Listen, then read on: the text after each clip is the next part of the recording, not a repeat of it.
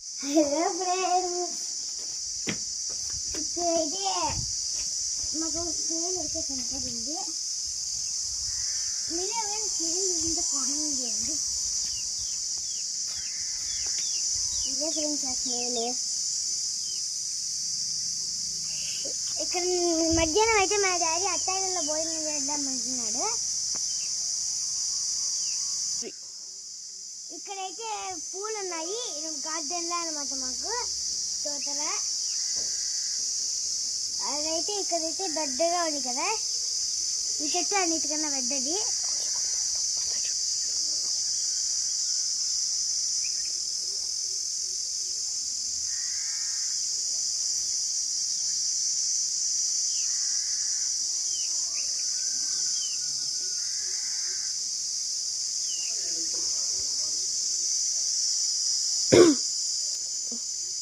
Bye.